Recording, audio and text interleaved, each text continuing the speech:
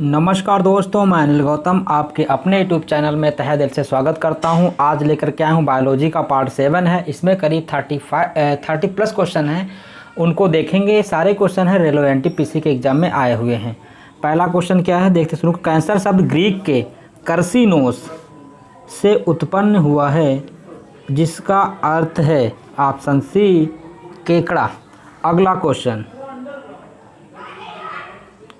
प्रकाश ऊर्जा से पानी के अणु के विखंडन की प्रक्रिया को डैश कहा जाता है। ऑप्शन सी प्रकाश अपघटन यानी कि फोटोसिंथेसिस।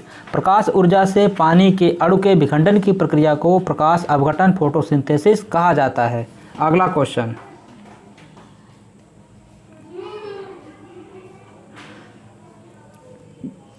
उपापचय किसे संदर्भित करता है। जो उपापचय होता है किसे संदर्भित करता है। शरीर में होने वाली सभी रासायनिक प्रतिक्रियाएं, सही है। सरल अणुओं से जटिल अणुओं का संश्लेषण, सही है। उपचय और अपचय, सही है। इस हिसाब से ऑप्शन डी जो है 1, 2 और 3 ऑप्शन सही हैं। अगला क्वेश्चन, रक्तहीन सर्जरी किसके माध्यम से की जाती है। Option A laser. लेजर का फुल फॉर्म होता है light amplification by stimulated emission of radiation, अर्थात विकिरण के उपयुक्त उत्सर्जन द्वारा प्रकाश तरंगों का प्रवर्धन। रक्तहीन सर्जरी लेजर के माध्यम से की जाती है। इसके द्वारा बिना रक्तस्राव के ही असामान्य व रोगग्रस्त ऊतकों को नष्ट किया जा सकता है। अगला क्वेश्चन, हठीले कार्बनिक प्रदूषकों का परिवहन ज़्यादातर डैश द्वारा किया जाता है। ऑप्शन सी हवा और पानी। परसिस्टेंट ऑर्गेनिक प्रदूषक विषैले रसायन होते हैं जो मानव स्वास्थ्य तथा वातावरण को बुरी तरह से प्रभावित करते हैं। इसका परिवहन अधिकांशतः हवा और पानी द्वारा होता है। अगला क्वेश्चन, निम्न में से कौन सा जीव पानी में आणविक ऑक्सीजन रिलीज करता है। Option D phytoplankton. Option D phytoplankton.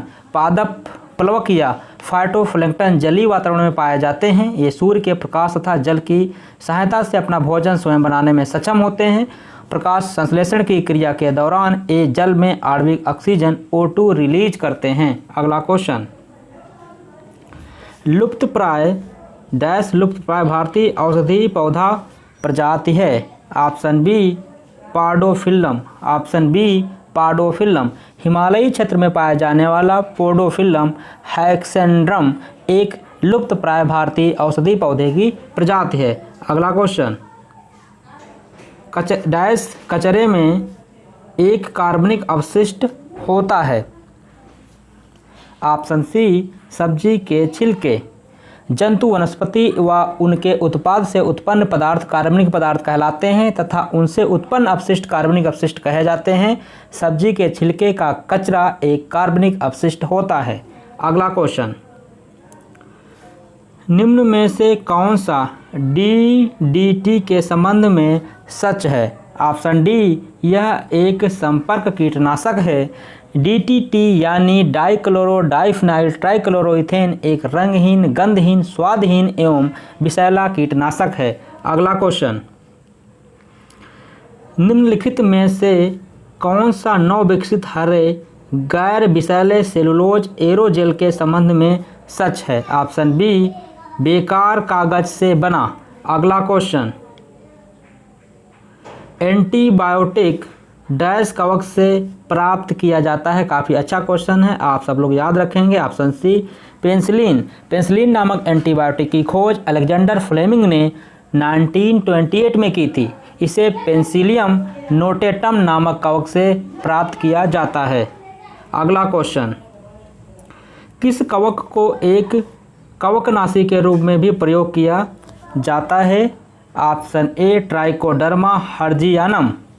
Trichoderma harzianum एक कवक है जो कवकनाशी के रूप में भी प्रयोग किया जाता है। इसका पर्णीय उपयोग बीज शोधन तथा मृदा उपचार में प्रयोग कवक रोगजनकों के दमन हेतु किया जाता है। अगला क्वेश्चन, वातावरण के संबंध में SPM का विस्तार क्या है।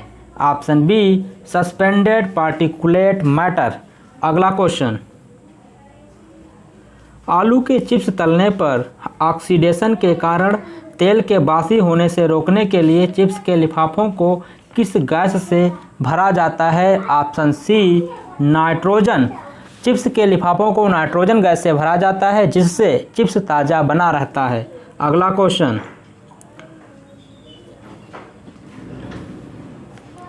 लुप्तप्राय या दुर्लभ प्रजातियों की सुरक्षा एवं संरक्षण के लिए उन्हें उनके प्राकृतिक निवास से किसी दूसरे व्यवस्थित क्षेत्रों में ले जाने को कहा जाता है? ऑप्शन ए एक्स सीटू संरक्षण। ऑप्शन ए एक्स सीटू संरक्षण। एक्स सीटू संरक्षण के अंतर्गत लुप्तप्राय या दुर्लभ प्रजातियों की सुरक्षा एवं संरक्षण के लिए उन्हें उनके प्राकृतिक निवास से दूर किसी दूसरे व्यवस्थित क्षेत्रों में ले जाया जाता है। अगला क्वेश्चन, निम्नलिखित में से क्या विश्वव्यापी पर्यावरण की दुर्दशा का कारण नहीं है? ऑप्शन डी कचरा भराव क्षेत्र। जैव विविधता की हानि, वायुमंडल में कार्बन डाइऑक्साइड के जमाव में बढ़ोतरी तथा यूवी विकिरण के संपर्क विश्वव्यापी पर्यावरण की दुर्दशा का कारण है, जबकि कचरा भराव क्षेत्र। एक्वेरियम एक ऐसा पात्र है जिसमें जीवित मछलियां और जलीय पौधों को रखा जाता है। निम्न में से क्या एक्वेरियम के विषय में सही है? ऑप्शन ए यह मनुष्य द्वारा निर्मित पारिस्थितिक तंत्र है। अगला क्वेश्चन, निम्न में से किससे भारत में अधिकांश गांव पीड़ित हैं और किसी अन्य से नहीं? ऑप्शन डी जल प्रदूषण। अगला क्वेश्चन, किसी जल स्रोत का स्वास्थ्य निर्धारित करने के लिए क्या मापा जाता है? ऑप्शन बी उसमें घुली ऑक्सीजन। उसमें घुली ऑक्सीजन यानी कि बीओडी बायोलॉजिकल ऑक्सीजन डिमांड जल प्रदूषण मापने की मुख्य इकाई है। कार्बनिक एवं अकार्बनिक अपशिष्ट अपघटित होने के लिए सूक्ष्म जीव जल निकायों में घुलनशील ऑक्सीजन का उपयोग करते हैं, जिससे जल में घुलनशील ऑक्सीजन की मात्रा घट जाती है। घुलनशील ऑक्सीजन की मात्रा घटने से उसकी मांग बढ़ जाती है। बीओडी का अधिक होना जल के संक्रमित होने को दर्शाता है। अगला क्वेश्चन, पारिस्थितिकी तंत्र की संकल्पना को किसने परिभाषित किया था? Option A Arthur Tansley. Option A Arthur Tansley. पारिस्थितिक तंत्र की संकल्पना सर्वप्रथम वर्ष 1935 में एजी टैंसले द्वारा परिभाषित किया गया। पारिस्थितिक तंत्र का नाम सर्वप्रथम एजी टैंसले नामक वैज्ञानिक द्वारा दिया गया। उनके अनुसार पारिस्थितिक तंत्र वह तंत्र है जो वातावरण के जीवी एवं अजीवी सभी कारकों के परस्पर संबंधों तथा प्रक्रियाओं द्वारा प्रकट होता है। अगला क्वेश्चन, निम्नलिखित में से कौन सा विकल्प ग्रीन हाउस गैस नहीं है? Option D oxygen. अगला क्वेश्चन, निम्नलिखित में से कौन सी ग्रीन हाउस गैस नहीं है? Option C oxygen. अगला क्वेश्चन, निम्नलिखित में से किससे ग्रीन हाउस प्रभाव बढ़ता है?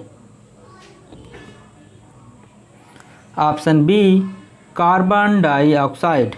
अगला क्वेश्चन, निम्नलिखित में से किसे ग्रीन हाउस गैसों में शामिल नहीं किया जा सकता है? Option D phosphine. अगला क्वेश्चन, निम्नलिखित में से कौन सी एक ग्रीन हाउस गैस नहीं है?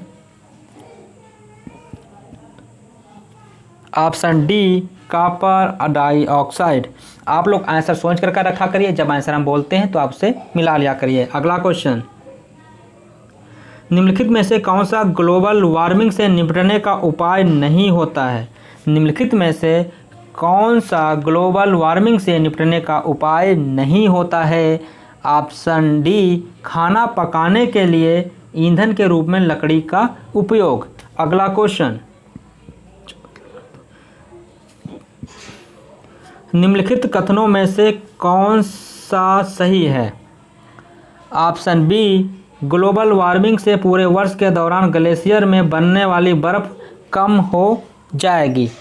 ग्लोबल वार्मिंग का सबसे महत्वपूर्ण परिणाम यह है कि ग्लेशियर तेज़ी से पिघल रहे हैं, जिससे लगातार समुद्र की सतह में वृद्धि हो रही है तथा पूरे वर्ष के दौरान ग्लेशियर में बनने वाली बर्फ़ की मात्रा कम हो रही है और सागर तट के समीपवर्ती क्षेत्र तेज़ी से डूब रहे हैं। अगला क्वेश्चन, निम्नलिखित में से कौन सी प्रक्रिया कार्बन डाइऑक्साइड के वातावरण को हटाती है? ऑप्शन ए प्रकाश संश्लेषण। अगला क्वेश्चन, नीचे एक अभिकथन ए और कारण आर दिया गया। अभिकथन क्या है, कथन क्या है, कार्बन डाइऑक्साइड में वृद्धि से ध्रुवीय बर्फ पिघल जाएगा, सही है। वैश्विक तापमान में वृद्धि होगी, ये भी सही है।